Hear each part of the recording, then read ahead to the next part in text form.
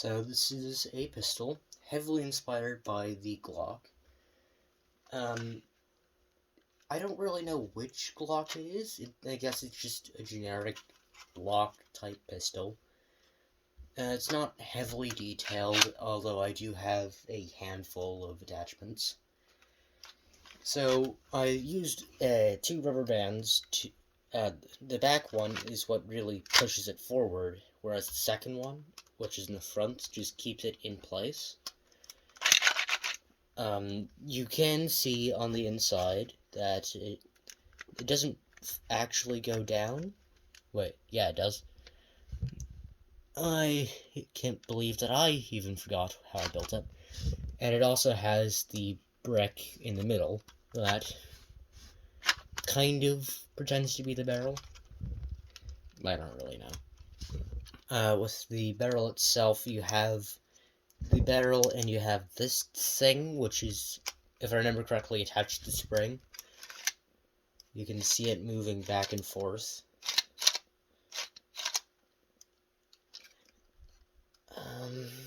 You have the iron sights. It's a bit difficult to see because I've made that one clear for no reason. It's not quite the way it normally looks, but due to the camera being funky. I've been commonly using this style of grip for my guns. It fits nicely in my hand. It fits the whole hand. I don't have to wrap my pinky around the bottom. It is a bit tight depending on how big I want the trigger guard to be. This one is almost comically large. It do fit though. I used one of those clear pieces that are used in like those Lego Star Wars things. I hope I don't have a copyright claim for using the word Star Wars, so I just repeat it again. I have a handful of attachments. The first is just the red dot that was used with like the AR or things such as that. I have to flip it upside down due to the studs being on the top with this one. It's on the bottom with the AR. I have a flashlight. It doesn't look much like a flashlight, but there's limitations when I'm literally using rainbow Legos. It kind of resembles a flashlight. And I have a good old suppressor. I've never shot a gun with a suppressor in real life, but it's supposedly really fun, and using a red dot is very useful. And like in real life, oftentimes with having a bigger suppressor, the suppressor kind of blocks part of your vision. The red dot, of course, helps out with that a tiny bit. You can also notice how the studs are in somewhat the wrong place, so I don't have the flat piece. It looks really nice, in my opinion. Then again, I built it, so therefore it probably does look a bit better. I'm going to pause the video, take off the rubber bands, and show you how the inside works. So, I took off all the rubber bands as well as the attachments, so I can well, the rubber band does stay with the grip due to the trigger guard. So it's obviously loose now, but it doesn't fall off, thankfully. Although you do notice that cracks start to show, hence why the first rubber band is done. So the way that this works is that if I can get it off, there is I don't remember what they call it off my head, but a pin. There's a pin that's kind of difficult to see. I can't really do anything about that. You can see that there's the barrel that's shown when the slide's pulled back, as well as when it's pulled forward. And you can also see that the red part moves as you move the inner part. You can take it off, you can do whatever you want. So, you just shove it on. You then take your slide. Oh no.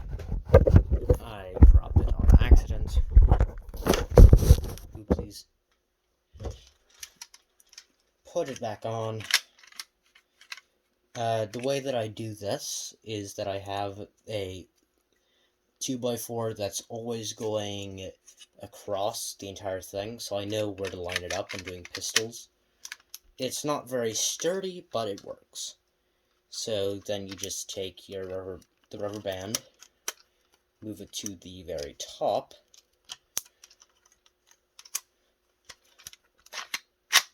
and there. The issue is that for the second rubber band, that part still lifts up. Oh, something that I forgot to show. So take the rubber bands back. This is a kind of special part. I don't remember exactly what I got it with, but there's this little barrel thing. So if I really wanted to, I can take off the front part, put it on, and now it actually kind of looks like a gun barrel.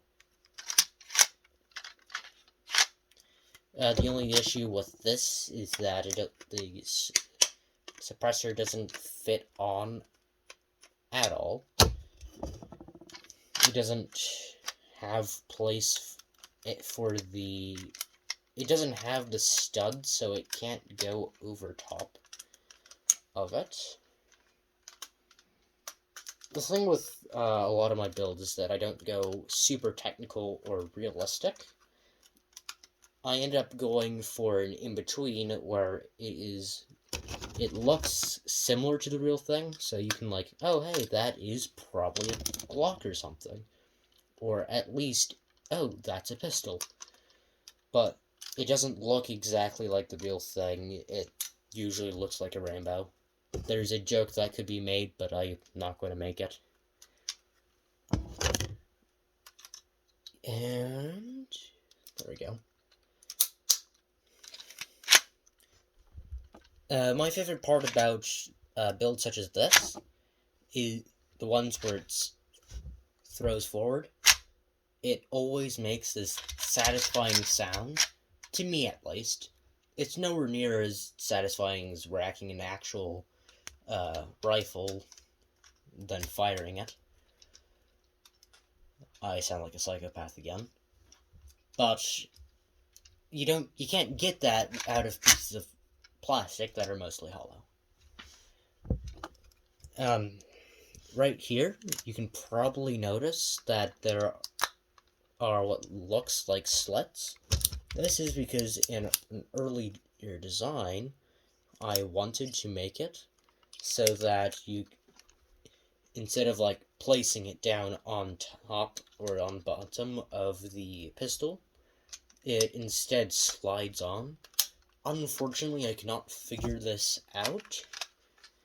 I am planning on working on it as much as I can. I haven't decided whether or not I'm going to. Now, the thing with my builds is that, generally speaking, unless I'm using a spring-based, you can make this at home. You can just get what I do is I find a picture of whatever I'm building, throw it all together into something that looks vaguely like it.